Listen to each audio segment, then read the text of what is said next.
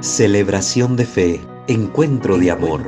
El hombre y Dios, Dios y el hombre. ¿Dónde se da este encuentro? Presentamos Misterio de Fe.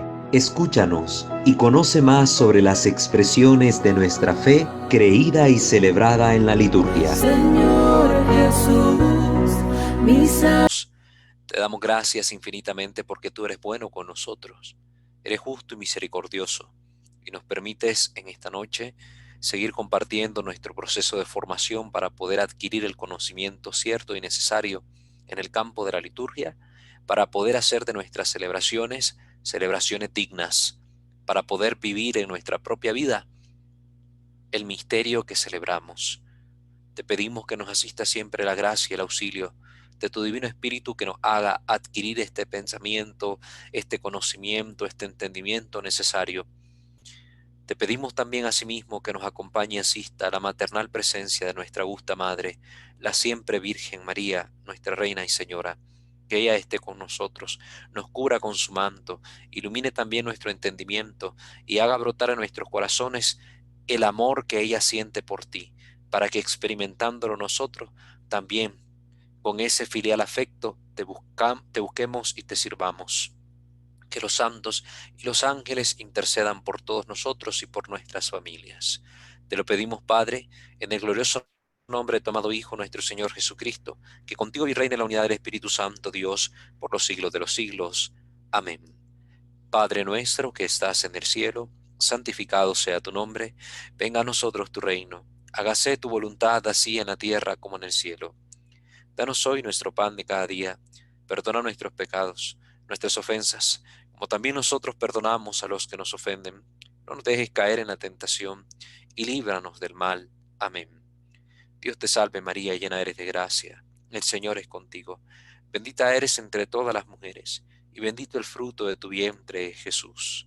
Santa María, Madre de Dios, ruega por nosotros pecadores, ahora y en la hora de nuestra muerte. Amén. Gloria al Padre, al Hijo y al Espíritu Santo, como era en el principio, ahora y siempre, por los siglos de los siglos. Amén. Ave María Purísima, sin pecado concebido, en el nombre del Padre, del Hijo y del Espíritu Santo. Amén. Muy bien, queridos hermanos, buenas noches. Les doy la bienvenida a todos ustedes nuevamente para continuar nuestro curso de formación en materia litúrgica. Este curso pues, nos ofrece un material, un contenido que es un poco pesado, pero que es importante que lo podamos nosotros estudiar. Ya les he comentado que a mí no me gusta simple y sencillamente darles una respuesta puntual y decir, ¿por qué esto es rojo? Ah, porque así lo quiso. No, me gusta que ustedes sepan el porqué de las cosas, el fundamento de las cosas. Y hay que ir a la raíz para poder entender el porqué, para que tengamos bases sólidas. Si en el conocimiento no tenemos una base sólida, se tambalea lo que creemos saber, viene la duda y nos bota. Muchos se han alejado de las cosas de Dios, se han cambiado de iglesia, de credo religioso, precisamente a causa de la duda. Una duda que no han podido contestar, que no han podido despejar, que ha entrado en el corazón y le ha sembrado la confusión. Cuidémonos de esto y nos cuidamos siendo personas sensatas que se forman, personas sensatas que adquieren el conocimiento necesario para poder mantener firme su fe. Recuerden que San Pedro nos invita a dar respuesta sobre nuestra esperanza, sobre nuestra fe a quien nos pregunte. ¿Y cómo voy a responder si yo no sé? Tengo que saber, tengo que aprender. ¿Cómo aprendo? Estudiando, leyendo, formándome. Si no tengo esta iniciativa de formarme, voy a ser un cristiano mediocre, un cristiano ignorante. Y dice el dicho, cristiano ignorante, futuro protestante.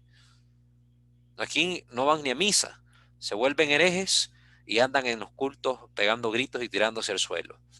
Muy mal. Fórmese para no perder la verdadera fe. Y no hay que tener miedo de decir que estamos en la fe verdadera. Porque si no tenemos certeza y seguridad de esto, entonces ¿qué tipo de fe tenemos? ¿Qué tipo de fe tenemos? Si yo no creo estar en la fe verdadera, si no creo estar adorando al Dios verdadero, si no creo tener la manifestación de la fe en la liturgia verdadera, entonces ¿qué tipo de fe tengo? Una fe mediocre, tibia. Eso no salva, eso pierde, eso condena, eso confunde. Cuidado, hermanos. Solo les advierto, ¿verdad? Cosas que ya todos deberíamos de saber, porque en el catecismo estas cosas se nos tendrían que decir. Y espero que a sus hijos, a sus familiares que están viviendo algún proceso catequético, se los adviertan. La vida espiritual es seria. Muy bien, hemos venido tratando el tema de los ritos a lo largo de los cursos anteriores o de las sesiones anteriores y ya tenemos claridad sobre lo que son los ritos, sobre los diferentes ritos que existen, tanto a nivel de las iglesias locales como a nivel de las familias rituales, las familias de ritos. Eso ya lo hemos aprendido, ya se les ha compartido algún tipo de material didáctico que ustedes pueden tener al alcance para fijar mejor este conocimiento. Hoy vamos a ver algo sobre las rúbricas, pero vamos a mencionar brevemente lo que dijimos del rito para enlazar lo uno con lo otro. Decíamos que se llama rito al conjunto de fórmulas y normas prácticas que deben observarse para el cumplimiento de una determinada función litúrgica. Por ejemplo, mencionábamos el rito del bautismo, de la consagración de una iglesia, de la institución de vírgenes. Alguna vez, sin embargo, la palabra rito tiene un significado más amplio y designa una de las grandes familias de la liturgia cristiana. Así, por tanto, se dice rito romano, rito galicano, rito griego, rito ambrosiano, los distintos tipos de rito. Decíamos también que cada una de las partes del rito, ¿verdad? Como las actitudes del cuerpo, los movimientos, las palabras que se pronuncian, se llaman ceremonias, ese conjunto de actitudes, de posturas, ceremonias. Y finalmente, decíamos que existen las normas que indican tales ceremonias o la manera como deben realizarse esas ceremonias. A esas normas son las que llamamos rúbricas. Las rúbricas. Todos nosotros hemos visto alguna vez las rúbricas, ya sea porque hemos tenido un libro que se ocupa en la liturgia, un ritual en nuestras manos, o porque hemos visto alguna imagen en internet. Por lo general, nuestros libros, nuestros misales, misal tal cual, hablo del misal que se ocupa para la liturgia, no las revistas que generalmente hoy tienden a llamarse misales, ¿verdad? Y es con las que se siguen las lecturas diarias. Entonces, hemos visto ahí esas letritas rojas, están ahí presentes. Esas letritas tienen función, una función guía, directriz. La rúbrica da una ordenanza, nos dice cómo hacer tal cosa y de qué manera realizarla, ¿verdad? En qué momento hacerlo. Por ejemplo, en el misal vamos a encontrar, ahora el sacerdote junta las manos para decir la siguiente oración. O dice el sacerdote con las manos extendidas, dice la siguiente fórmula. Eso lo indica la rúbrica. Eso lo indica la rúbrica. Esto es importante saberlo, que existen normas dentro de la liturgia, dentro de los ritos, para cada una de las ceremonias. ¿Por qué? Porque el Dios al que adoramos es Dios de orden. Donde hay orden está Dios, y donde está Dios hay orden. Es un dicho popular que nosotros conocemos. La vida misma del cristiano tiene una ordenanza, tiene una dinámica de orden. Por eso es que estamos viendo estos temas sobre normas, sobre ritos y sobre rúbricas, para que nos demos cuenta que la iglesia no es desordenada, no tiene un culto desordenado, como acontece, por ejemplo, en el caso de nuestros hermanos separados. El problema de ellos precisamente es que no tienen liturgia. No podemos hablar que existe en ellos propiamente una liturgia. Existe todo un tipo de culto. Hablamos que existe un culto, un fenómeno cultual por medio de actos con los cuales ellos tratan de tributar un tipo de adoración o algo que agrade a Dios según el entendimiento que tienen ellos de ese ser divino. Entonces vemos que es un espectáculo desordenado. Nuestros hermanos separados de repente ahorita inician con canto, después de repente leen la Biblia, después de repente otra vez cantos y después la prédica del pastor, después que oración. Bueno, este culto fue así. El día de mañana de repente inician bailando, pegando gritos y después haciendo oración y después la prédica del pastor. No hay un orden, no hay un orden. Todo es un caos. El príncipe de este mundo es príncipe del caos. Desde ahí vemos qué espíritu mueve a las personas que no están dentro de nuestra fe. Desde ahí lo observamos, cosas tan pequeñas. Entonces, hablamos de la rúbrica. La rúbrica era una especie de tierra rosácea, para que comprendamos la historia de este término, de tierra rosácea, que diluida en el agua daba un color de minio, un estilo de colorete, un color rojo. De hecho, la palabra ruber en latín significa rojo. Del que, ¿verdad? Este colorete, del que desde la más remota antigüedad se servían los carpinteros para señalar la parte por donde debían cortar las tablas.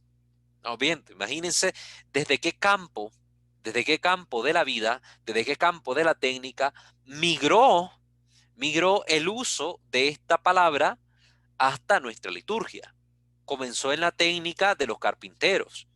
Señalaban con una marca roja el lugar donde debían hacer el corte. Entonces, ya vemos que esta tinta roja era una directriz, daba una ordenanza, un señalamiento. De ahí pasa luego a los amanuenses, que la utilizaban para escribir los títulos en las compilaciones legislativas. Los amanuenses eran los escritores a mano, amanuense a mano, escribían ellos y utilizaban pues este colorete particular rojo para resaltar precisamente el título de un texto legislativo. Así como las notas en un determinado texto eran también anotadas con esta tierra rosácea diluida en agua, con este colorete que resaltaba, traía la mirada, ponía la atención en ese escrito. Este uso lo mantuvieron también en la Edad Media los copistas de los libros litúrgicos para indicar las normas a observar en la recitación del oficio. Es los copistas, recuerden que los textos se tenían gracias no a la impresora, que fue un invento muy posterior. Con Gutenberg aparece la impresora, no es como ahora que yo voy y si incluso quiero una copia de este libro, voy a una fotocopiadora y me dan hojas ya impresas, ¿no? Antes todo el trabajo de compartir la información, de resguardar la información en las bibliotecas era a mano. Entonces existían personas que escribían un texto, lo redactaban, y habían otros que copiaban este texto redactado para que existieran más y más y más número de copias, más evidencias que permitieran pues compartir la información con otras personas, los copistas. Entonces, habían también dentro de los monasterios, de las congregaciones religiosas, habían dentro de las órdenes, para ser más específicos en aquel tiempo, existían estos copistas que transcribían los textos de la Sagrada Biblia, ¿verdad? La Sagrada Escritura, así como de los textos litúrgicos. Ellos entonces también ponían estas notitas dentro de los textos litúrgicos como normas a observar en la recitación, por ejemplo, del oficio o en la celebración de la misa, etcétera. De donde proviene el conocido aforismo leye rubrum si vis intellegere nigrum. Dice, lee lo que esté en rojo, lee la letra roja, si quieres comprender, intellegere, lo que está escrito en negro, lo que esté en la letra negra. Entonces, lo que esté en la letra negra es lo que se recita, pero lo rojo da la indicación de cómo se va a recitar, si hay que cantarlo, si hay que leerlo todo, si hay que leer una parte, si hay que hacerlo en dos coros. Todo estaba ahí escrito en las rúbricas, que son directrices. Espero que esto esté quedando claro. Las primeras rúbricas, las primeras rúbricas se transmitieron oralmente, es decir, las primeras indicaciones, a esto, haz lo otro, las primeras directrices fueron orales. Y dada la simplicidad del primitivo ceremonial, no debían ser muchas ni muy complicadas. El ceremonial era simple, pues tampoco había que dar directrices tan rebuscadas.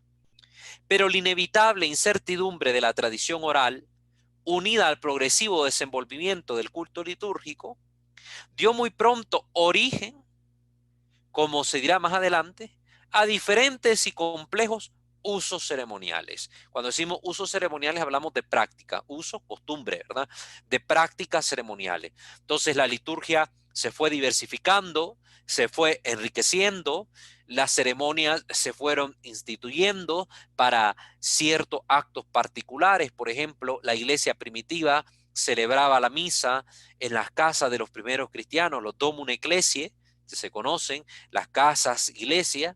Luego pasó a tenerse estas ceremonias en catacumbas, luego a templos, lugares que eran consagrados para el culto cristiano. Bueno, entonces cuando empezó a existir esta edificación que iba a ser apartado estrictamente para que fuese un lugar santo, un lugar de adoración, se necesitó instituir un rito para consagrar, es decir, hacer sacro, hacer santo, distinto a lo profano, distinto a lo del mundo, hacer más puro ese lugar para el fin que los cristianos buscaban.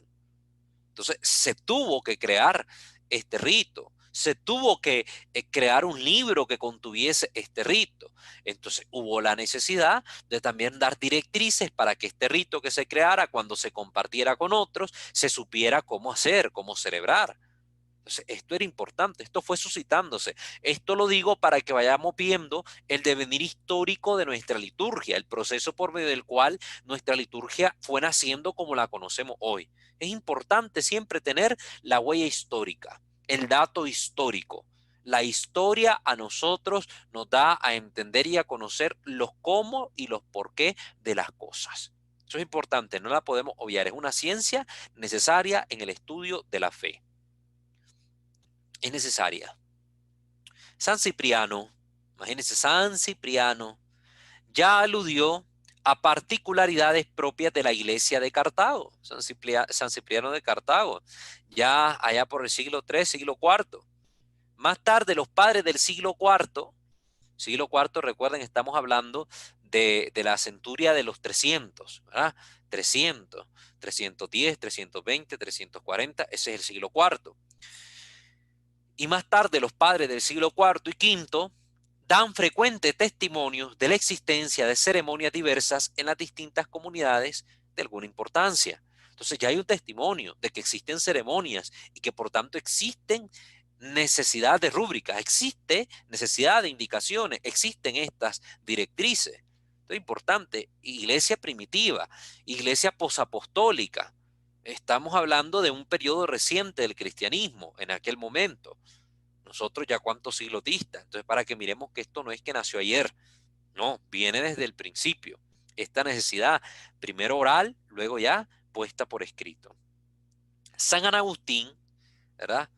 San Agustín es uno de los padres que da testimonio precisamente de esto. Esta diversidad de observancia de un lugar a otro en la celebración de los mismos ritos litúrgicos se mantiene en la Iglesia de Occidente hasta 1572, cuando poco a poco fue introducida en el Occidente la absoluta uniformidad de rúbricas por casi todas partes. Recuerden que para este tiempo se da también un gran acontecimiento. Estamos hablando del Concilio de Trento, estamos hablando de la época del gran Papa Pío V. Se da esta ordenanza de darle una estructura uniforme a la liturgia para todo Occidente.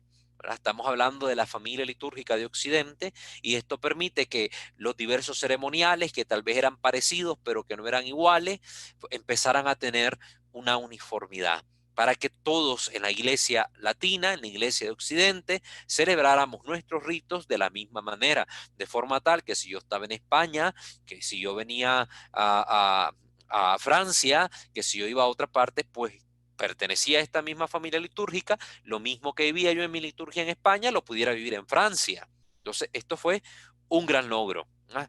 Esto fue un gran logro.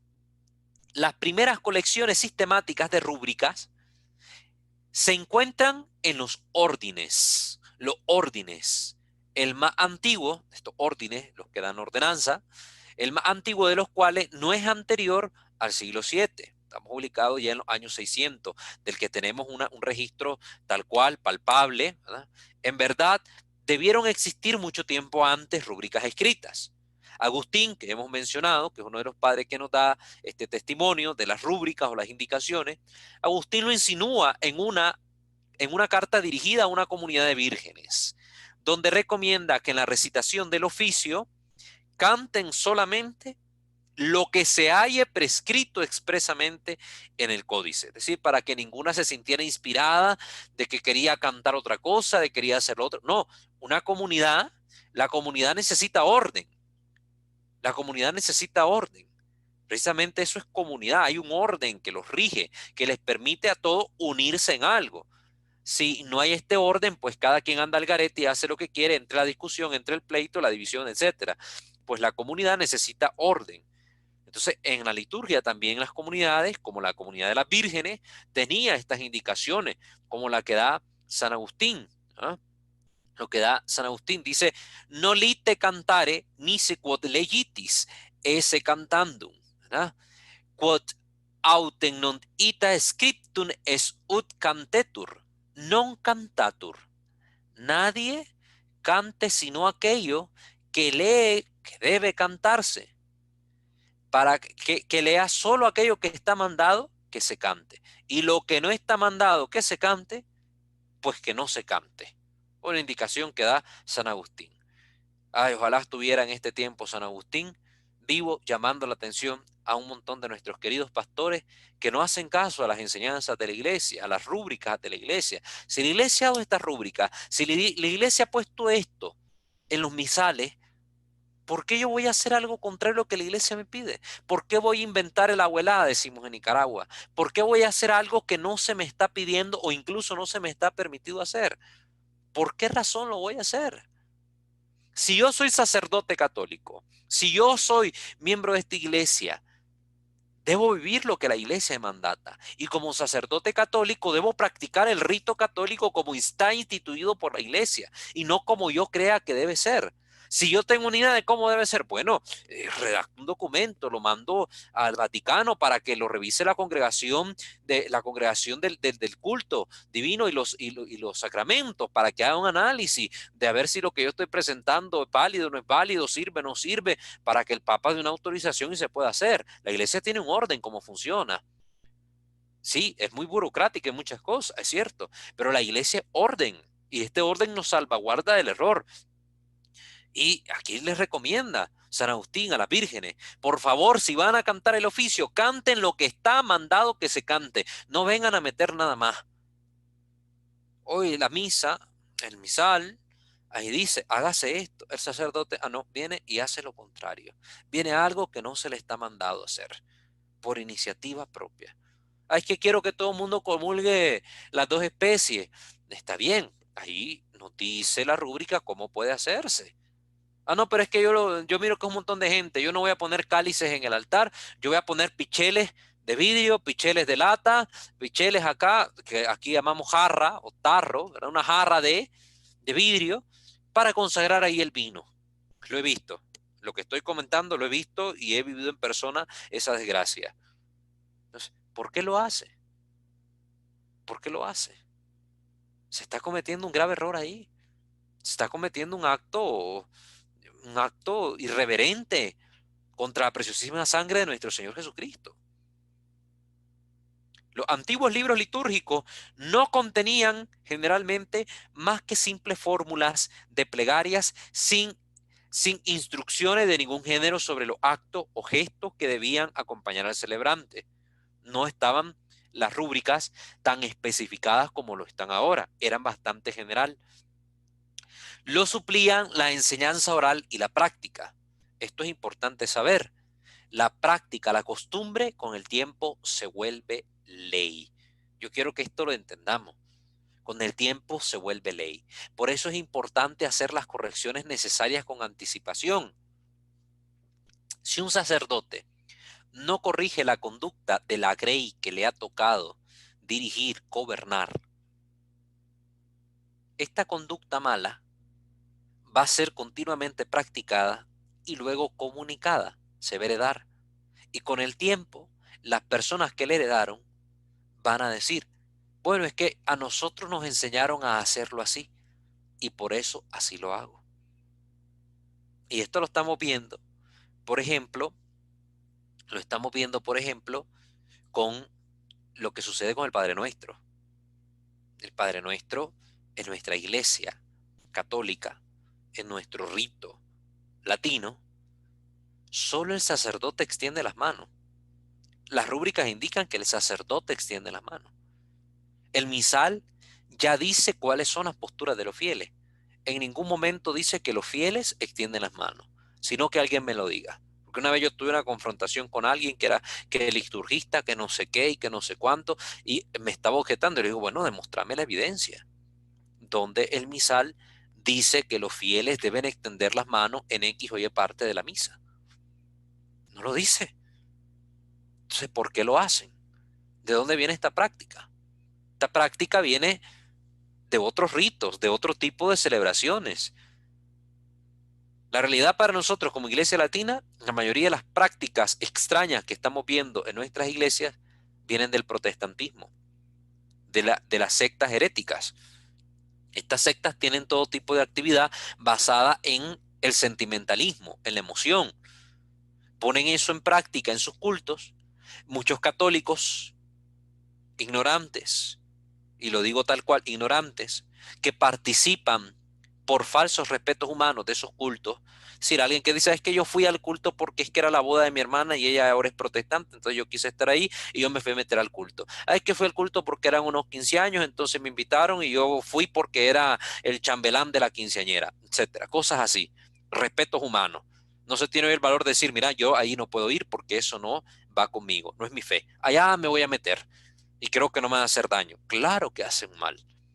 Personas así que andan metidas en una fe, en otra fe, porque creen que todo es el mismo Dios y todos adoramos al mismo Dios y no sé cuántas cosas más inventa el demonio para engañar a la gente, van a estos cultos, tienen estas experiencias eufóricas de sentimentalismo y lo que ven hacer allá, lo quieren hacer acá.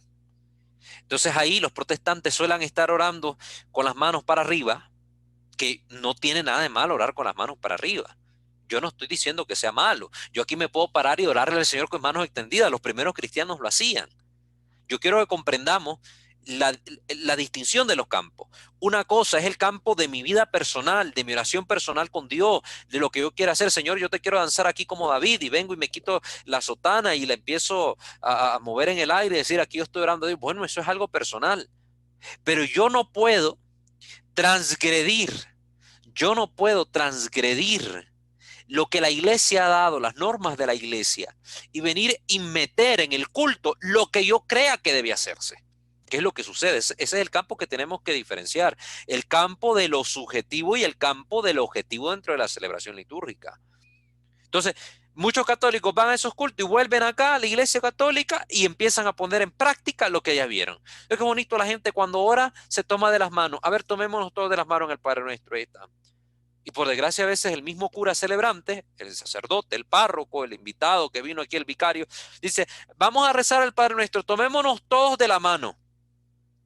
Y da la indicación, una indicación que no aparece en el misal. Porque él está transgrediendo la norma.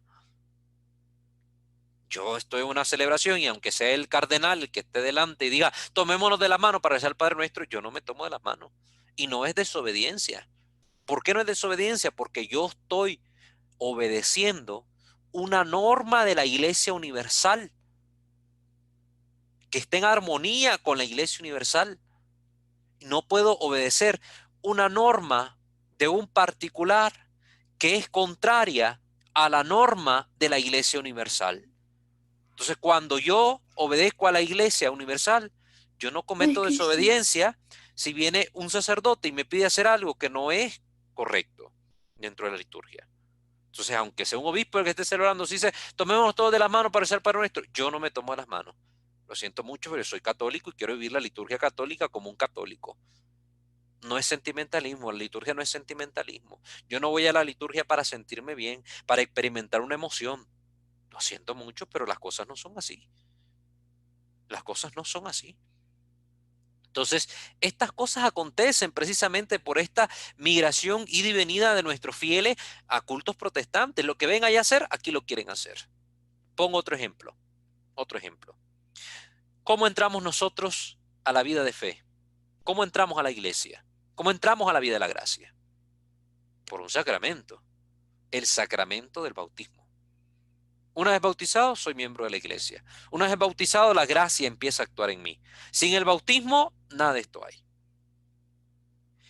Los protestantes, especialmente los actuales, los herejes, que se han dividido de las iglesias protestantes históricas, niegan el bautismo de los niños por el montón de interpretaciones erradas que tienen de las Sagradas Escrituras.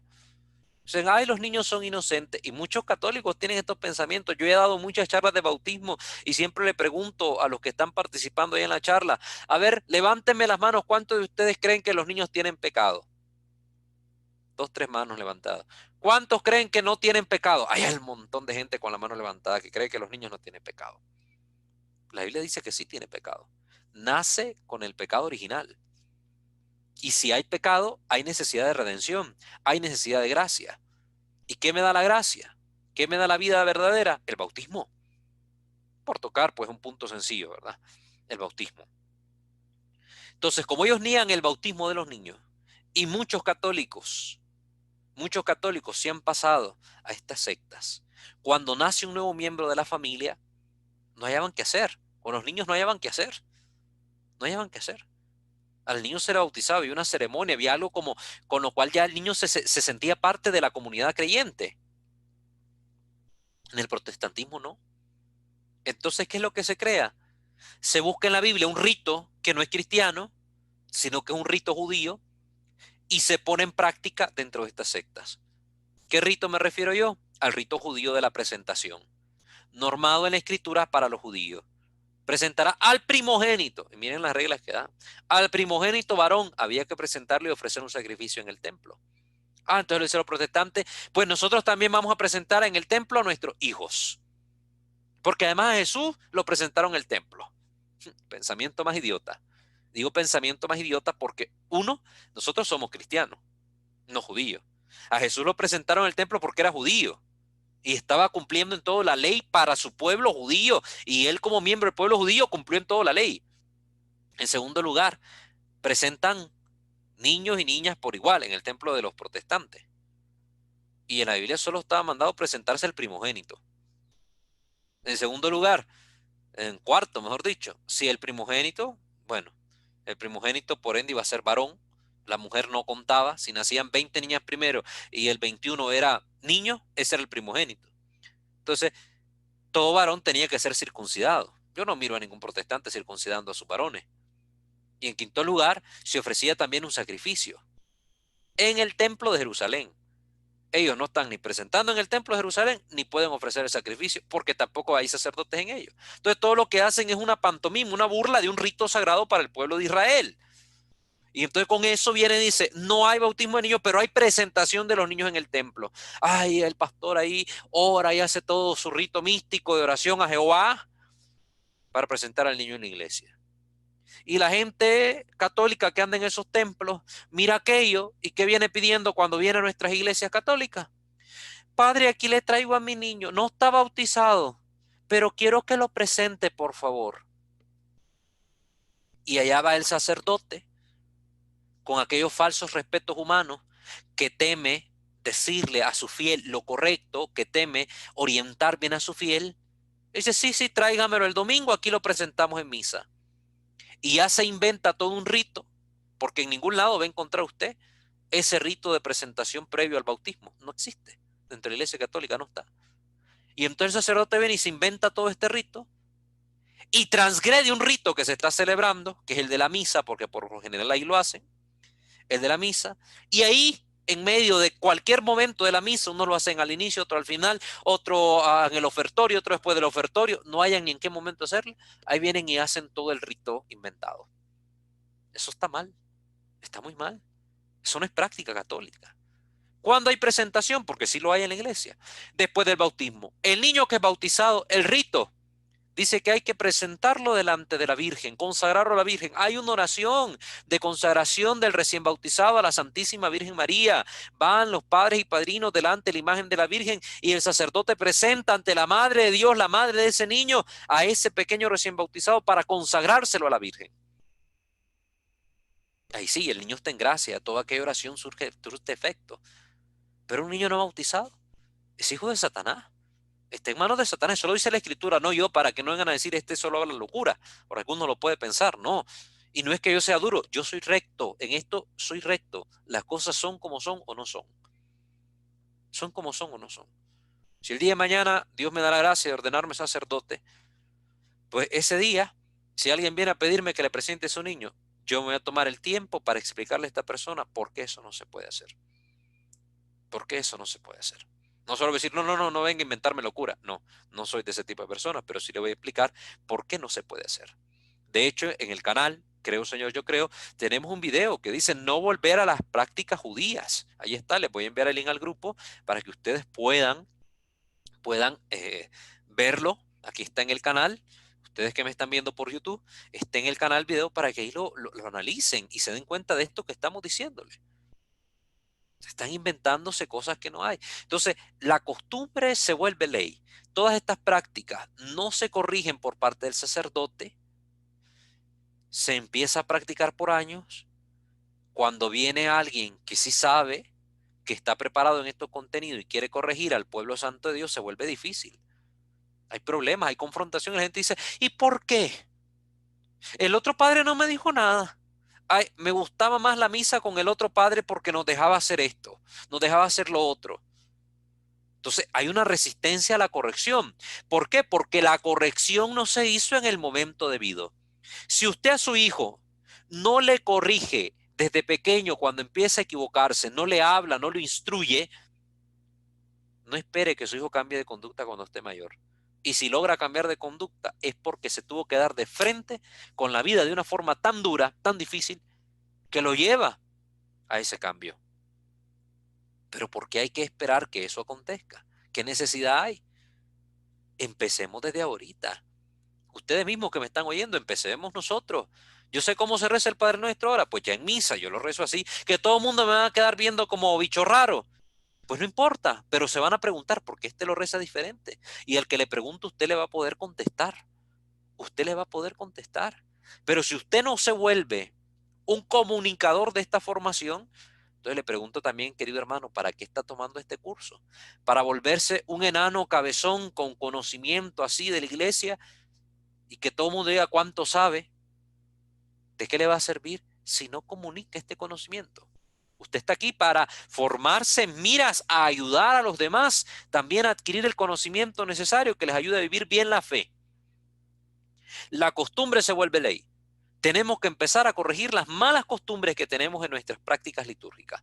La praxis litúrgica está sufriendo mucho abuso, está siendo transgredida por desobediencia a las rúbricas, por ende por desobediencia a la Iglesia Universal que nos ha dado estas rúbricas, estos lineamientos para que nosotros practiquemos nuestra fe con coherencia, formando comunidad.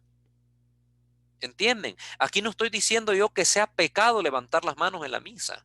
Yo no estoy diciendo eso. Yo estoy hablando de que una cosa es el campo de lo subjetivo, mi vida personal, mi oración personal, y otra es el campo comunitario. Yo cuando voy a participar de la liturgia, voy a participar de un acto que es comunitario, es la fe de todos, es la fe de la iglesia, es la fe del pueblo completo. Y si yo voy a formar comunidad, no puedo ir a sembrar división. Y la comunidad se forma en la medida en que todos vivimos esta misma dinámica de fe bajo la orientación de la Santa Madre Iglesia. Si yo quiero estar pegando gritos en misa, quiero estar con las manos levantadas, quiero estar bailando en misa, pues usted va y funde su iglesia.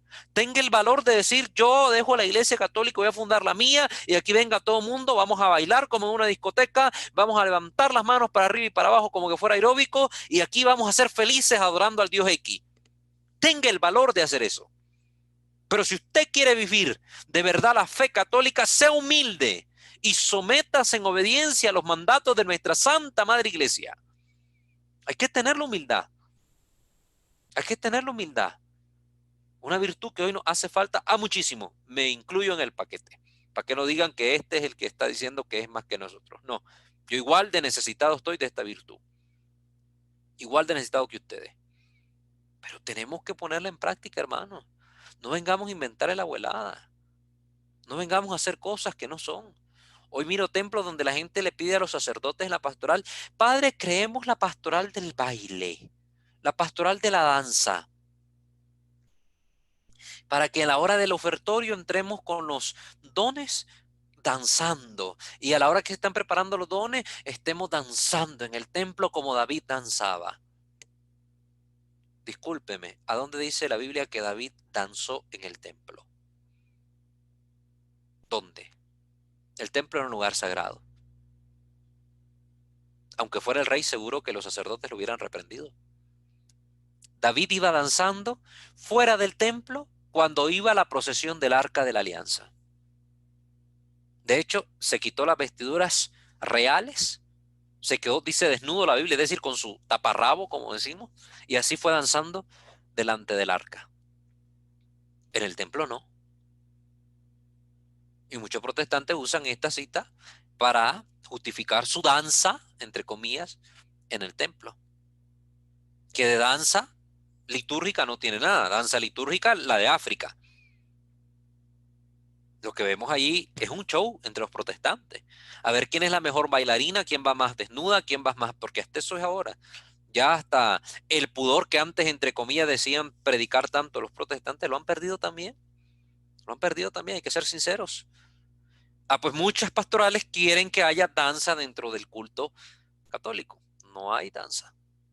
Vamos a ver, si Dios lo permite, un video del cardenal Arinze, era cardenal que fue prefecto también de la Congregación para el Culto Divino, que habla de este tema, de la danza litúrgica. Lo vamos a ver. Entonces, esto hay que tenerlo claro, no hay que venir a inventar aquí cosas que no son. Y hay parroquias católicas que viven este fenómeno. Busquen en YouTube los videos y se los van a encontrar. Danza dentro de la misa. Aplausos dentro de la misa. ¿Dónde dice el misal que tengo que aplaudir en misa? ¿Dónde? Enséñame usted una sola rúbrica que diga, y en este momento se aplaude. ¿Por qué? ¿Qué es el aplauso? ¿Dónde nace el aplauso? Es una aprobación a un acto humano. El aplauso no es parte del rito católico. No está orientado para nuestra celebración católica, porque nuestra misa no tiene una función de espectáculo. No es espectáculo. No aplaudimos ante un show. No aplaudimos ante un actor, un protagonista, no. Cristo no vino a buscar nuestros aplausos. Jesús en la cruz no está buscando nuestro aplauso. Usted quiere adorar a Dios, usted quiere alabar a Dios. Su alabanza no consiste en aplaudir. Porque usted puede aplaudir con sus manos al Señor y tiene el corazón podrido de pecados. ¿De qué le sirven los aplausos? El aplauso mete ruido en nuestros templos. Nuestro templo de liturgia es para vivir el misticismo del silencio, del ambiente de oración, de unirme al silencio que vivió la Santísima Virgen María ante su Hijo muerto, crucificado, el silencio expectante de la Virgen el Sábado Santo, el silencio del asombro de los apóstoles ante el resucitado. Se vive la mística del silencio. Si hay el canto es litúrgico, tiene un sentido de elevar el alma a Dios, tiene un sentido armónico, no es ruido. Hoy en nuestras iglesias lo que abunda es el ruido y nosotros queremos ir a aplaudir allá. Y vienen a veces los sacerdotes y hasta obispos: un aplauso para la fulana que está de cumpleaños. ¿Qué tengo yo que ir a aplaudir a la fulana dentro del templo si está de cumpleaños? Vaya, apláudala allá afuera, en su casa, vaya a su casa y le lleva mariachi, serenata, lo que usted quiera, allá afuera, porque va a ser todo dirigido para ella, pero en el templo toda la acción está dirigida a Dios. ¿Qué tengo yo que aplaudir al fulano, a la fulana que está de cumpleaños, al fulano, a la fulana que lo acaban de ordenar, que lo acaban de nombrar párroco, que lo acaban de... Nada de eso dentro de la liturgia, nada. El cardenal Ratzinger, que vamos a tocar un tema el próximo día en este libro, El Espíritu de la Liturgia, hace esa advertencia. Ahí donde está hay un aplauso en la celebración litúrgica, se rompe el sentido de lo que se está haciendo. Se rompe el sentido de lo que se está haciendo. Es que yo aplaudo para alabar a Dios. ¿A dónde estamos pidiendo dentro de la iglesia? ¿Dónde está una rúbrica que indica que usted debe aplaudir para alabar a Dios? Esa no es la alabanza que Dios quiere. Que yo bato palmas para alabar a Dios tampoco. Dios la alabanza que quiere, la adoración perfecta es en espíritu y en verdad, dice la Escritura. Usted no adora menos a Dios porque no levantó las manos, no. Es que yo siento la necesidad de alabarlo con las manos extendidas en la misa, porque si no, no lo estoy adorando. Y entonces el manco está condenado al infierno porque como no tiene manos no las puede elevar y entonces se va para el infierno. Discúlpeme, qué pensamiento más errado. Si yo voy a vivir la liturgia, es la liturgia según la dinámica de la iglesia. Si yo voy a un encuentro pastoral, que a un encuentro grupal, que a una vigilia, una asamblea, en el lugar apropiado, no en el templo, en el lugar apropiado, pues sí, ahí hay dinámicas, ahí hay cantos de animación que le llaman, ahí que hay que levantar las manos, que hay que bajarla, que hay que hincar al otro, que si mi mano está llena de su bendición, que si no sé qué. Eso es allá en otro contexto, no en una celebración litúrgica, no en una misa. Esos cantos no son apropiados para la misa. Son antilitúrgicos. Pueden ser católicos, pero no son litúrgicos. Esta distinción la vamos a ver más adelante. Hay cantos que son católicos, pero no apropiados para la liturgia. Entonces yo al templo no puedo yo llegar a hacer este ruido, este tipo de actos. ¿Cuántos sacerdotes, por cuestión de espacio, cometen el error de hacer una asamblea en sus templos, una vigilia? Y esto es lo que hacen estos grupos ahora, estilo protestantes pentecostales. Batería, órgano, saxofón y todo lo que a usted se le ocurra para el coro, la gente moviendo las caderas, moviendo el cuerpo, brincando, gritando, en la casa de Dios, como que fuera cualquier almacén, cualquier lugar de fiesta, cualquier espacio público. Si nosotros como católicos le perdemos el respeto y perdemos el sentido de lo sagrado que hay en nuestros templos, no esperemos que los demás lo respeten. ¿No han visto por eso cuántas profanaciones hay en nuestros templos? ¿No han visto cómo en aquellos tiempos se estaba presentando el fenómeno en Chile de cuántas iglesias se metieron a quemarlas, a profanarlas y todo? No hay respeto por lo sagrado porque nosotros mismos lo respetamos. Nosotros mismos lo respetamos. Ni el sacerdote encargado respeta el templo.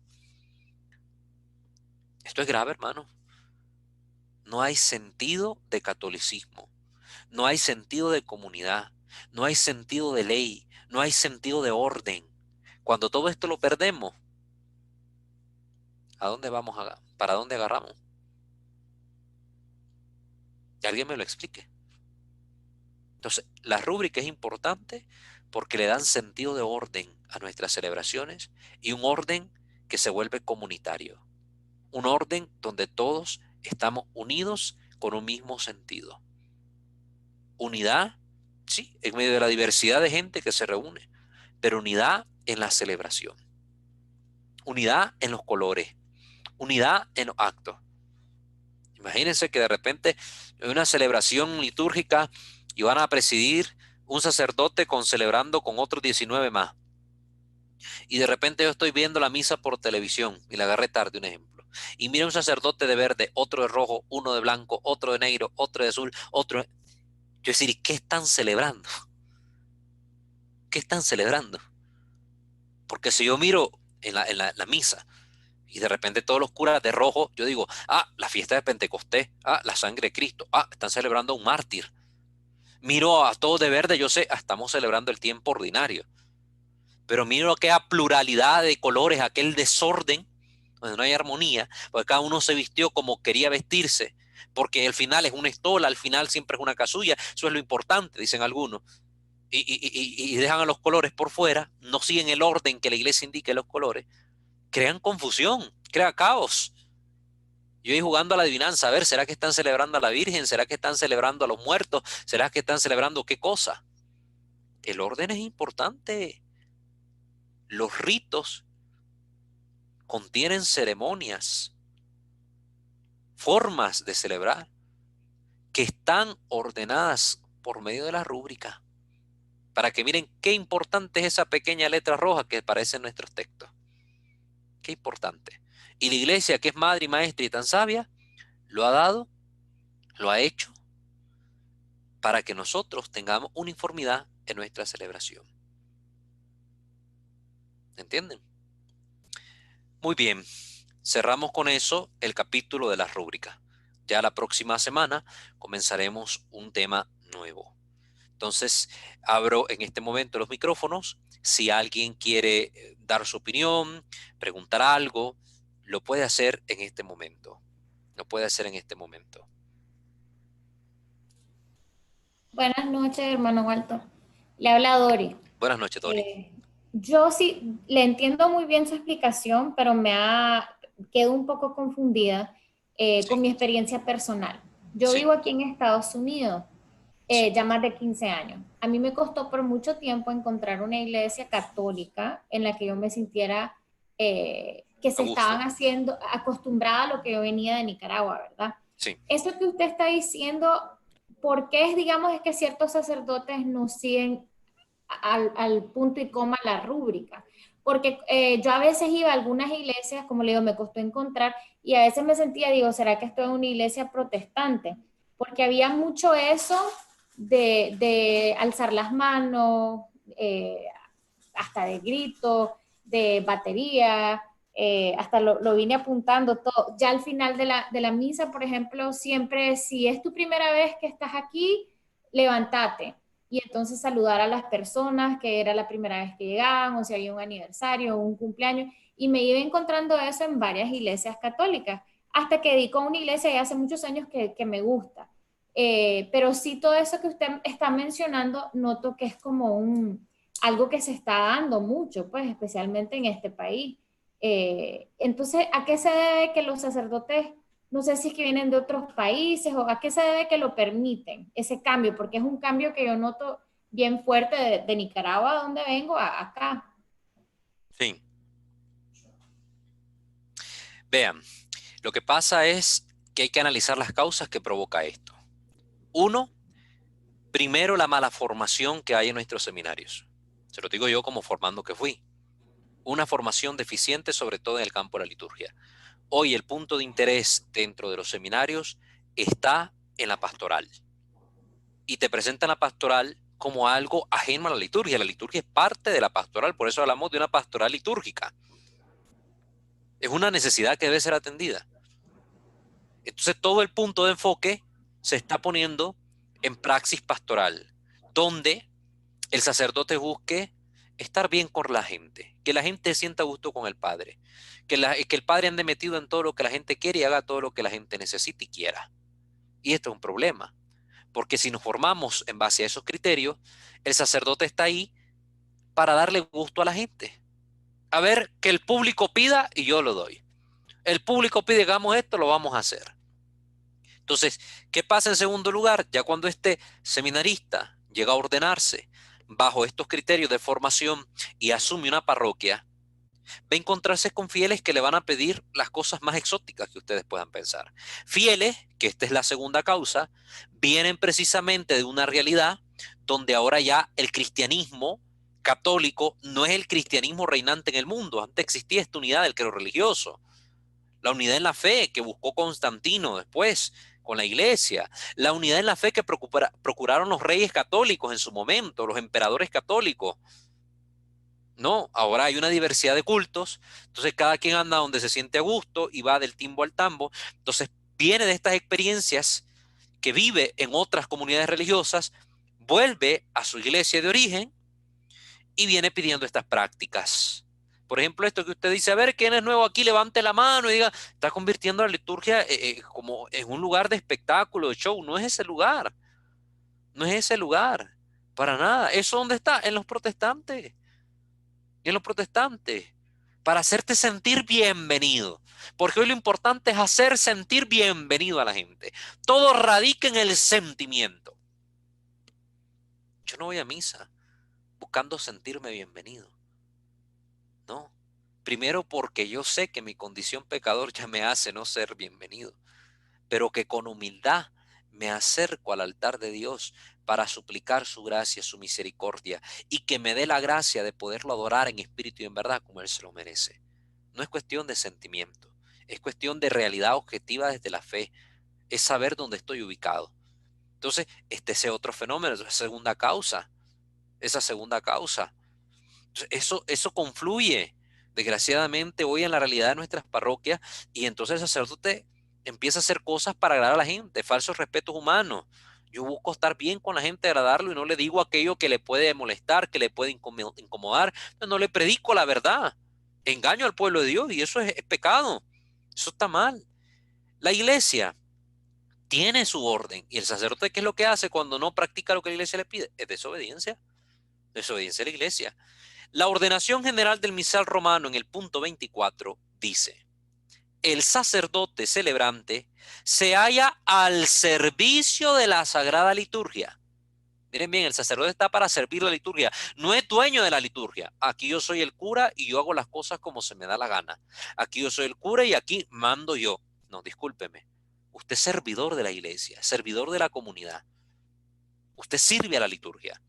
El sacerdote celebrante se halla al servicio de la sagrada liturgia y no le es lícito, recalco, esto lo dice el misal romano, numeral 24, y no le es lícito añadir, ni cambiar, ni quitar nada según su propio gusto en la celebración de la Santa Misa. Ahí lo tienen claro. Lo dice la iglesia, no es el hermano Walter, no es el seminarista Walter que anda inventando, que se cree más papa que el papa, no. Yo aquí les dije a ustedes desde el principio, yo no le vengo a predicar mi opinión. Yo no le vengo a enseñar mi opinión. Yo aquí le vengo a comunicar lo que la iglesia enseña para que usted lo tome. No se basa esta enseñanza en mí. Porque si yo baso la enseñanza en mí, ¿cuál es el problema? Que el día de mañana si yo hago algo malo, me equivoco, me confundo, lo que sea, metí con una mujer, pequé o lo que sea, el escándalo, van a decir, ve, lo que él enseñaba era mentira.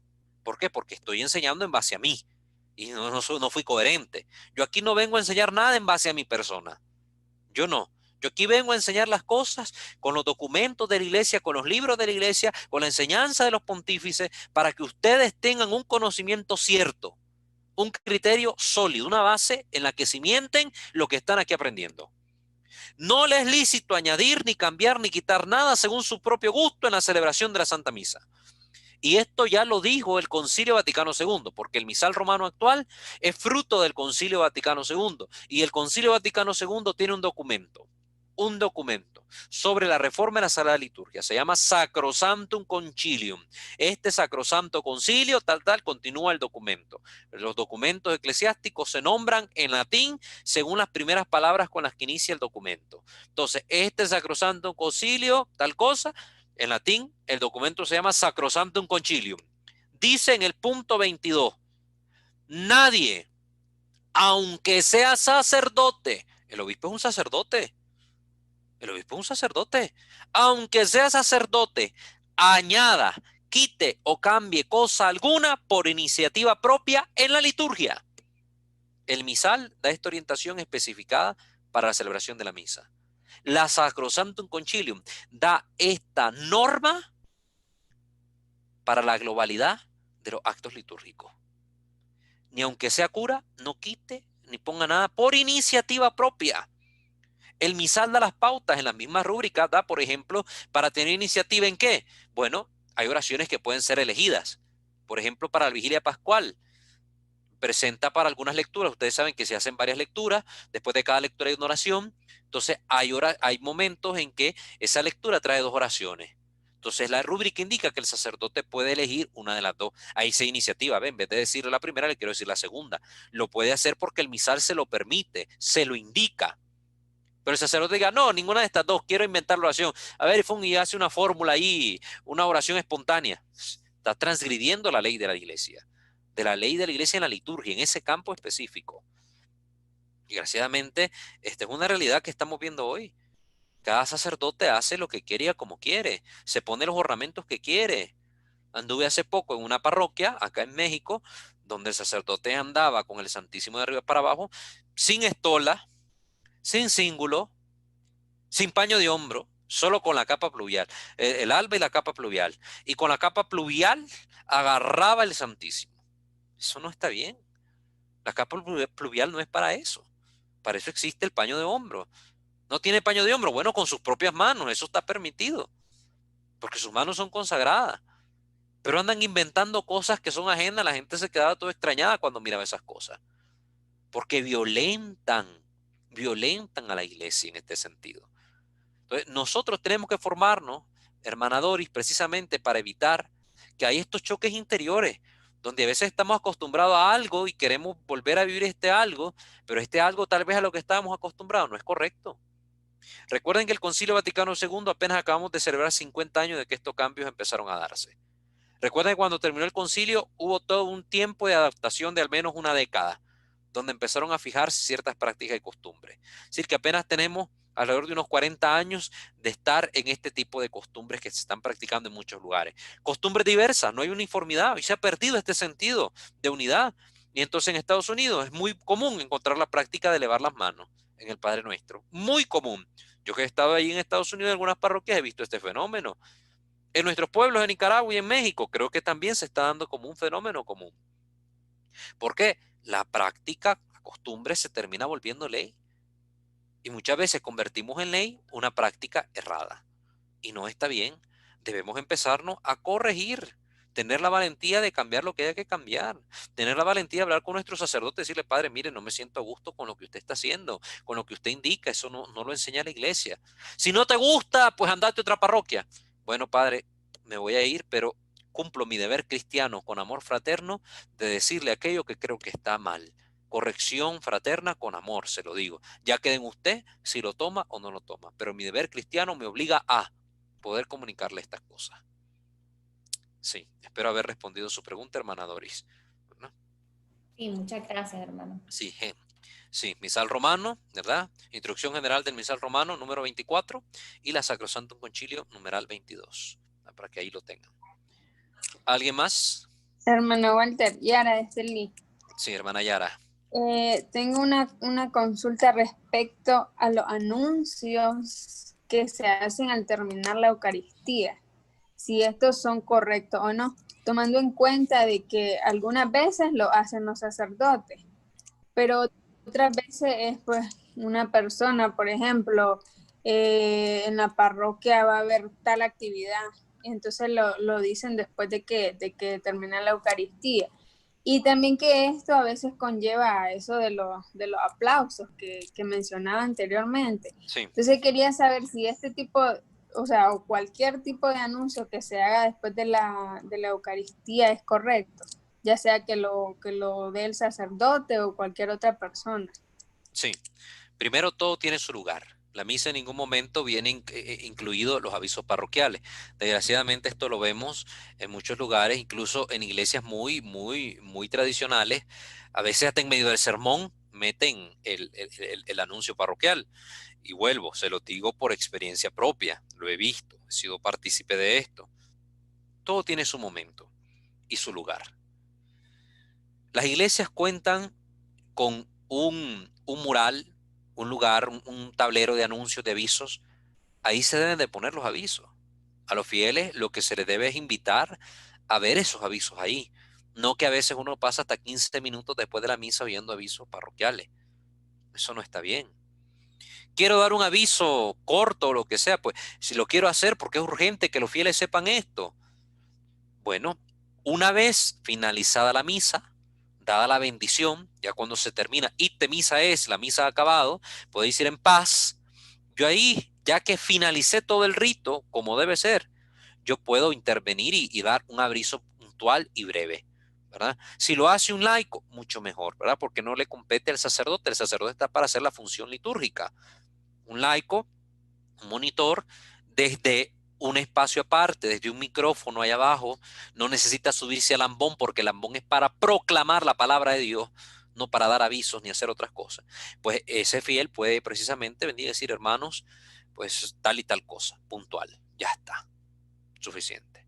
Después de la celebración, evitar que en estos avisos pues lo que se busque es la vanagloria, estar viendo, ay, la rifa, se ganó la rifa el fulano de tal, eso no, nada que ver, eso póngalo en la tabla de avisos. Ahí lo ponen grande, ganador de la rifa, el número tal, don fulano, doña sutana. Ya está, y la gente se va a dar cuenta. Ahí publíquelo, pero no en la celebración. A veces el sacerdote termina de dar la comunión y después de dar la comunión hace los avisos parroquiales. Y después de dar la comunión, lo que viene es la oración poscomunión. La misa no ha terminado. Y violentan la estructura del rito para meter cosas que no son en ese momento adecuadas. Entonces no está bien, no está bien. Si se van a dar, que sea finalizada la misa, preferiblemente un laico y algo breve, que lo que se deba decir, comunicar en general, póngase en el mural, póngase en la tabla de aviso. Los fieles que participan todos los domingos en misa, que tienen sentido comunitario, ya saben dónde su párroco coloca los avisos. Coloca los avisos, ¿sí? Entonces tengámoslos ahí presentes. Gracias, hermana Yara, por su soporte. ¿Alguien más?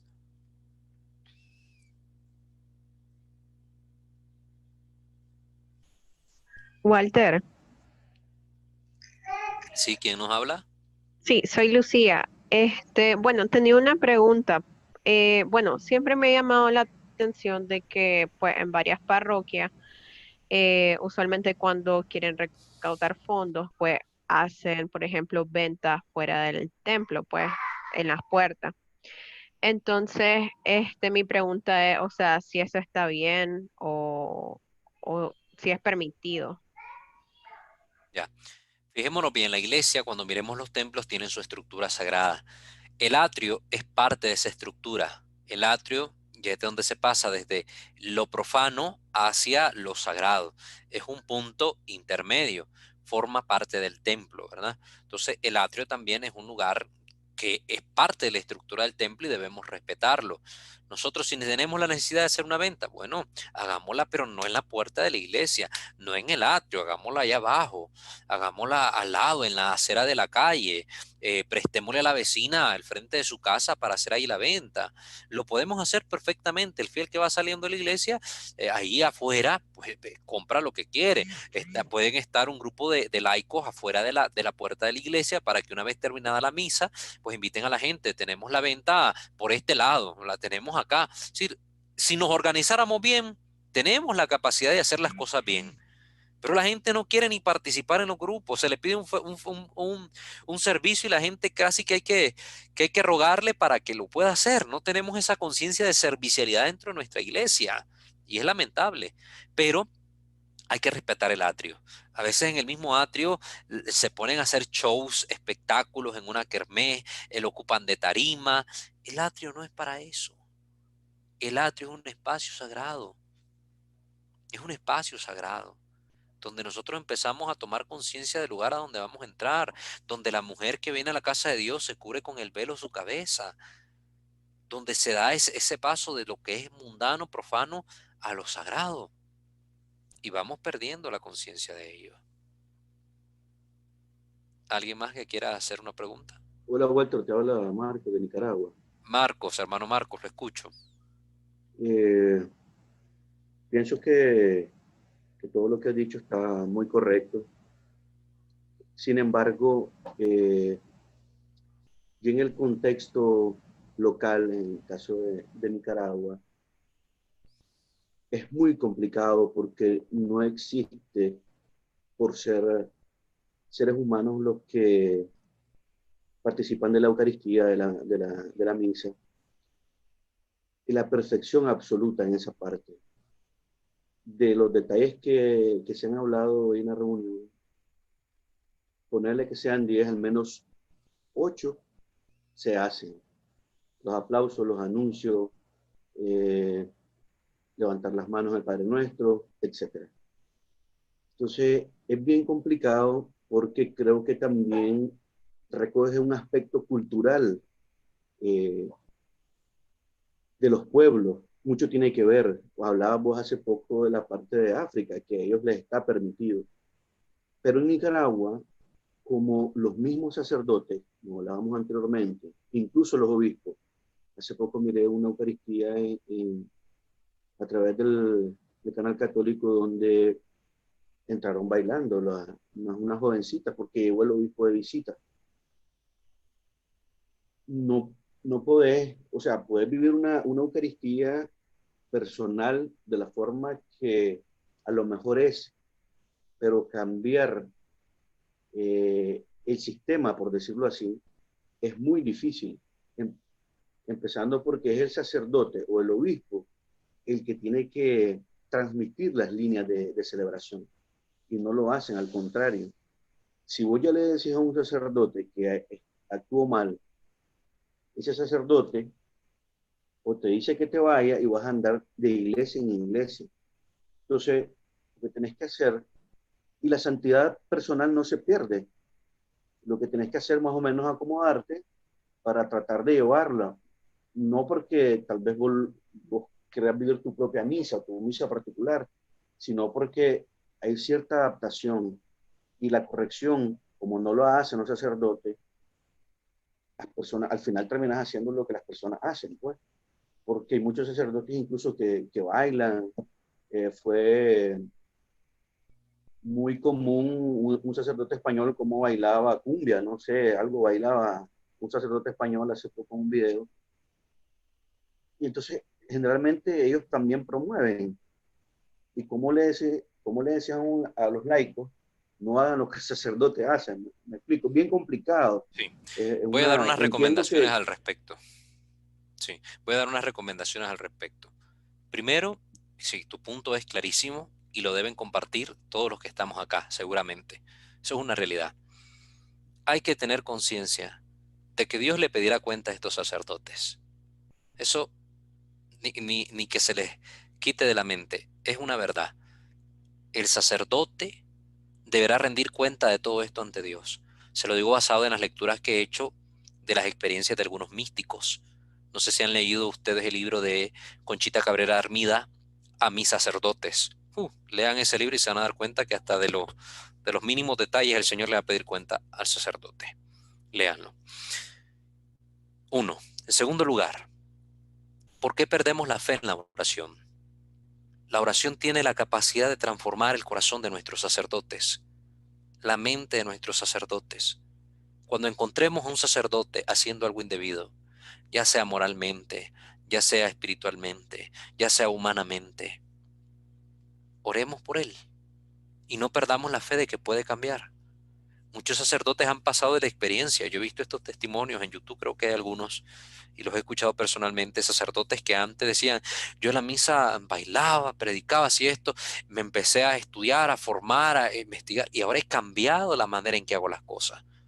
Experiencia personal, yo mismo cuando empecé a ser seminarista, que venía de la calle, del mundo, a las cosas de Dios, yo hacía todas estas cosas. Me promovía asambleas, vigilias dentro de los templos, era de los que pegaba gritos, bailaba, brincaba y hacía a la gente que bailara en las bancas y todo. Yo no soy así, ya no más. Hubo un punto de cambio, de conversión. ¿Qué lo propicia? El estudio, la formación, el encuentro con Dios. Es posible, hermanos. Aquí yo mismo estoy como testimonio de eso, es posible. Hay que orar por nuestros sacerdotes, hay que orar por nuestros obispos para que puedan cambiar, para que puedan volver a una praxis de la liturgia como la iglesia lo mandata y como los fieles tienen derecho a recibirlo, porque es un derecho de ustedes recibir la misa como la iglesia nos la ha comunicado a través de los siglos. Es un derecho de todos nosotros como fieles. Vivir la Eucaristía como la iglesia pide que se viva, no como el cura quiera celebrarla. No como el cura quiera celebrarla. ¿Qué puedo hacer si yo estoy en una iglesia, de repente está la misa y empieza a ver que ese caos litúrgico, empiezan a salir bailarinas, aplausos y todo? Yo me puedo ir de la misa. Yo ahí no le falté el respeto al Señor, no pequé de soberbia, no hice algo contrario, más bien estoy procurando cuidar mi fe, mi alma, mi paz interior. Estoy procurando hacerlo. Si no me quiero ir de la misa, ¿verdad? Y no tengo el valor de comunicarle a nuestros sacerdotes que esto está mal y que no sé qué. Bueno, podemos hacer actos de reparación. Yo en muchas misas que vivo, se lo digo, paso reparando, haciendo oración, pidiéndole a Dios perdón por este abuso, perdón por el otro abuso, perdón por esto otro que se está haciendo. Hago pequeñas penitencias ofrecidas al Señor por lo que ahí se está viviendo, porque a Dios no le agrada. No le agrada. Y yo no puedo, por decir que soy católico y estoy pidiendo la comunión de la iglesia, participar de algo que no le agrada a Dios.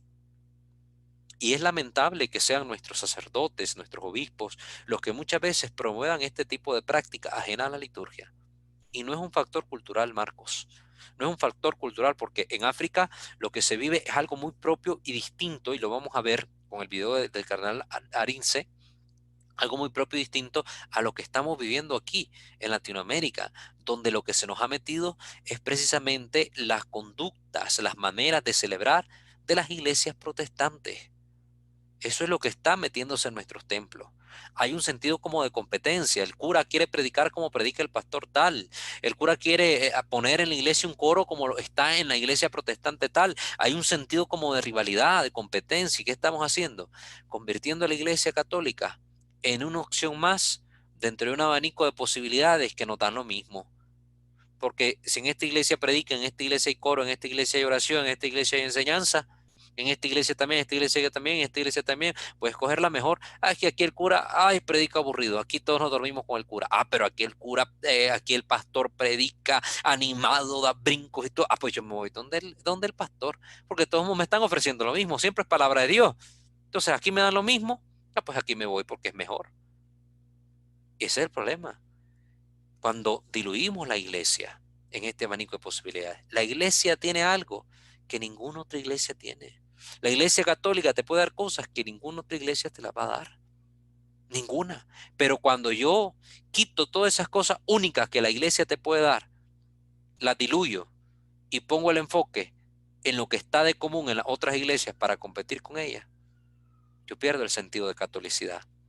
Yo expongo a mis fieles a que se vayan a buscar algo mejor, entre comillas mejor. Y de eso Dios va a pedirle cuenta a nuestros sacerdotes. Hay mucho que hacer, hay mucho que orar. Yo que vengo de Nicaragua, ¿cuántos curas no he visto? Sacerdotes que celebran sin nada más que la estola puesta, sacerdotes que están ahí bailando y brincando en el altar, haciendo un espectáculo. ¿Cuánto no he visto? Es doloroso.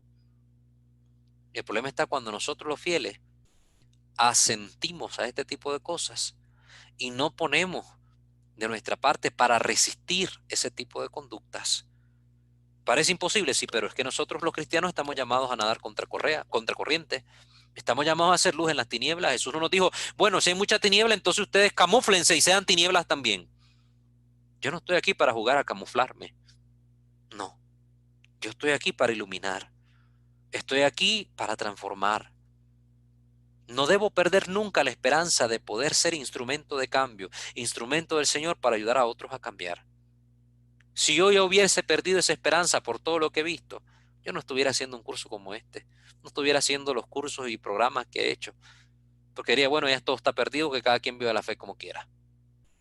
No, creo en la iglesia y veo que en muchos lugares se vive la fe como es, se respeta la iglesia, se respeta la enseñanza y se vive la catolicidad y se puede rescatar esto. Pero si nadie se dispone, aunque se tenga que morir mártir por esto, si nadie se dispone, los cambios no se dan. Los cambios no se dan. Entonces está en nosotros. O soy sujeto de cambio o soy sujeto que se deja arrastrar por la corriente.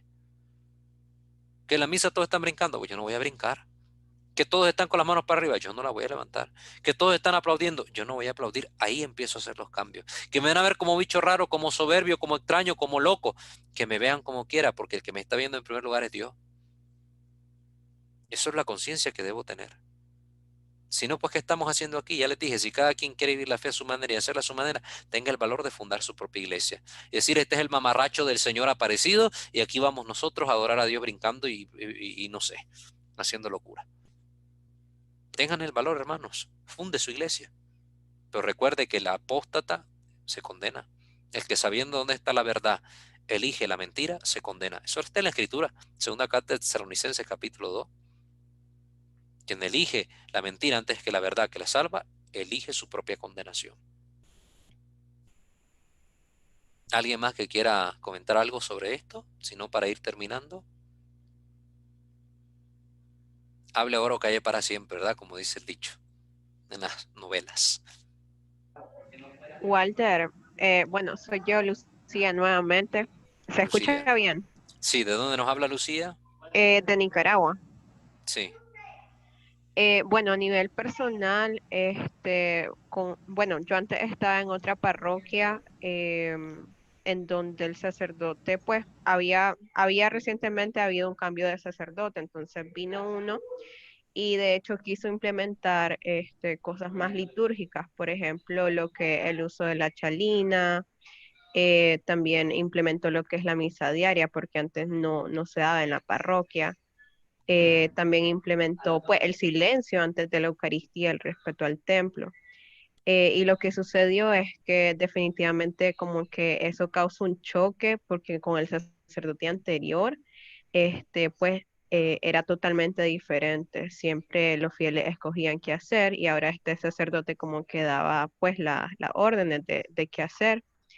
Entonces, mucha gente se molestó, se fue de la iglesia y pues él comenzó a poner como que más orden en los grupos, trayendo más la espiritualidad a los grupos, porque él decía que como era posible que las personas dieran cierto testimonio y estuvieran en los grupos, entonces pues definitivamente hubo bastante resistencia por parte de la feligresía, los grupos fueron disminuyendo, pero pues él trataba de traer esas cosas que eran realmente litúrgicas, también la tradición, pero pues hubo bastante resistencia.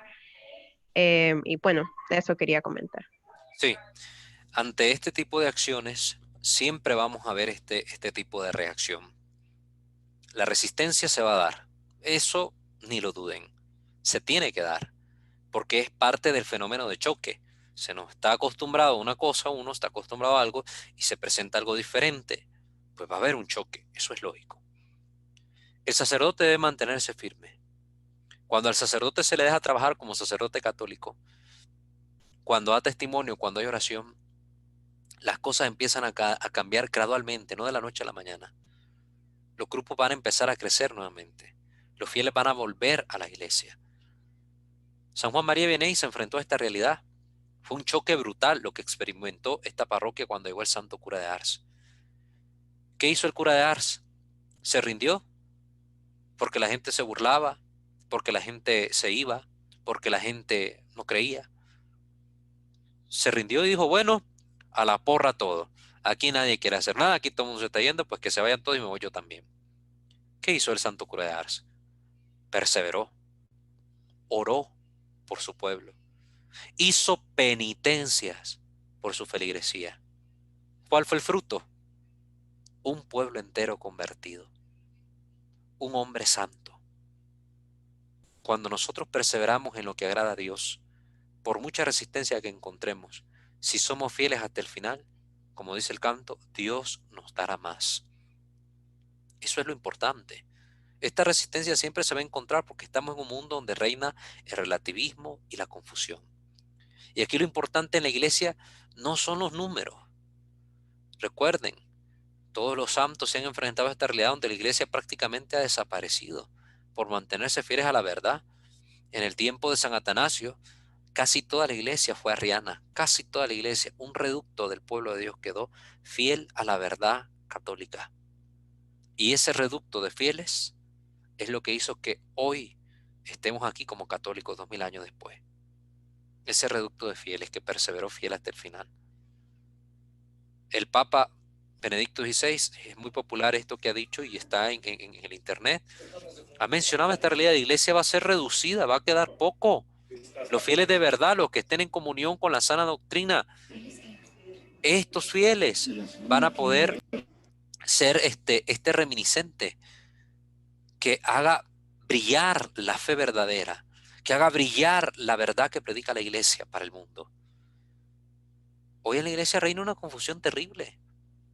Católicas por el derecho a decidir, católicos LGTBI, católicos no sé qué cosa. ¿Sí, qué es eso? O sos católico o no sos nada. Es la verdad.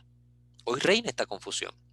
Entonces, yo debo procurar hacer lo correcto, aunque no agrade, aunque cause molestia. Yo he llegado a comunidades donde esa es la experiencia que se vive. Están acostumbrados a X, a Y cosas y todo, y despamparante y alborotos. Y con mucho trabajo, con mucho esfuerzo y sobre todo con la ayuda y la gracia de Dios, la Virgen, los santos y los ángeles, orando por ese pueblo, se han transformado. Y comunidades que estaban al punto de desaparecer cuando llegué, luego teníamos que buscar más bien cómo construir capillas nuevas porque no alcanzaba la gente. ¿Y quién nos atraía? Dios, la sana doctrina, la sana liturgia. Se vuelve un imán para las almas. El alma que quiere buscar a Dios en esto encuentra consuelo, encuentra paz, encuentra la luz, encuentra la verdad y se siente atraída como un imán. El alma que no quiere realmente orar a Dios y quiere hacer las cosas como se le da la gana, más bien se aleja, huye. Se lo digo por experiencia propia. Gracias por tu comentario, hermana. ¿Alguien más? Walter, buenas noches a todos. Una Buenas noches. consulta. Ana Yensi de En- Nicaragua. sí, de Nicaragua. En el caso de Nicaragua, cuando la conocida misa campesina o misa popular y se comienzan a introducir dentro de la celebración, perdón, de la liturgia, instrumentos propios de la misa campesina, tales como la marimba o incluso bailes como el del ofertorio o los cantos diferentes que no son los tradicionales de la Eucaristía, en este caso es permitido.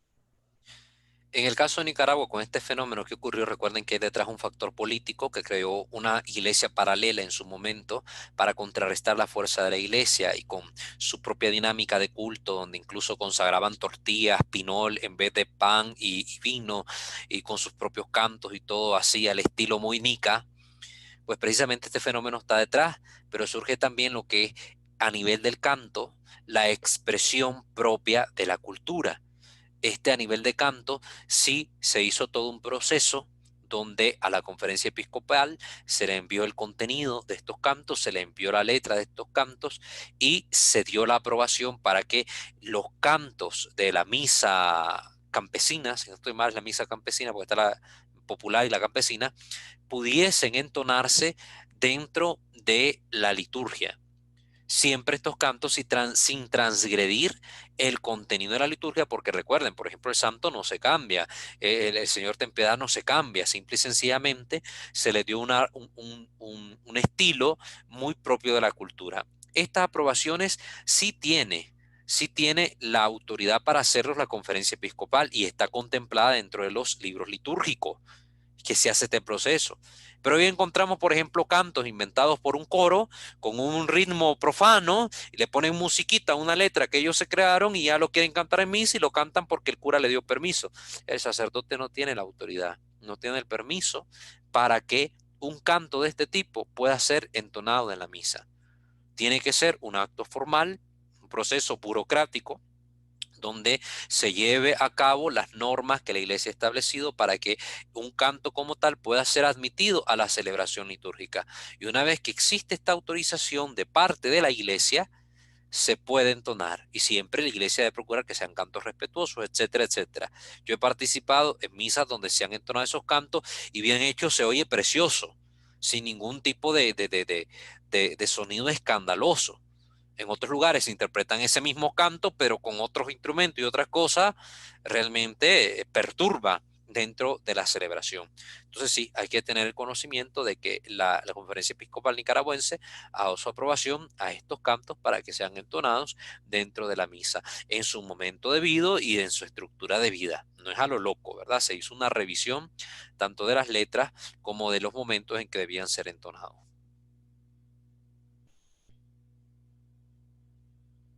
Bueno, si no hay nadie más, vamos a concluir pues el encuentro de hoy.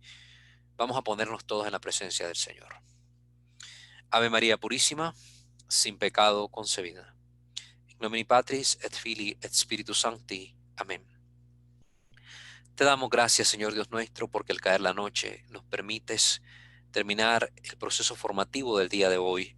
Te ponemos en tus manos esto que aquí hemos hablado, para que nos concedas la gracia de poder ayudar a tu iglesia a transformar estas realidades que hoy han venido siendo trastocadas por distintos fenómenos. Ayúdanos, Señor, a crecer en la virtud de la humildad, a no caer en los falsos respetos humanos, a tener la valentía de ser luz en medio de las tinieblas, a que no nos preocupe el qué dirán, sino, Señor, que tomemos en cuenta sobre todo tu opinión sobre nosotros y sobre lo que acontece en nuestra iglesia. Danos la gracia de perseverar en esta formación y de ser comunicadores de las enseñanzas que aquí recibimos. Señor, que tu Espíritu nos acompañe en todo este curso para que todo te tenga a ti como a su fuente y todo tienda a ti como a su único fin. Que la Santísima Virgen María nos proteja, acompañe a nuestras familias, nuestra patria las necesidades de nuestros hogares. Que los santos y ángeles intercedan por nosotros y nos libren de todo mal. Te pedimos, Señor, todo esto en el glorioso nombre de tu Hijo, nuestro Señor Jesucristo, que contigo y reina en la unidad del Espíritu Santo, Dios, por los siglos de los siglos. Amén. Amén. Bajo tu amparo nos acogemos, Santa Madre de Dios. No desprecies las súplicas que te dirigimos en nuestras necesidades. Ante pie, líbranos de todos los peligros. Oh Virgen siempre gloriosa y bendita. Amén. Sancte Micael Arcángele, deféndenos in prelio contra nequis insidias diaboli esto presidium. Impere dili Deus supplices de precamur, tuque prince milice celestis, Satanan aliosque spiritus malignos, cuya perdición en animarum perpagantur immundo, divina virtud in infernum detrude. Amén.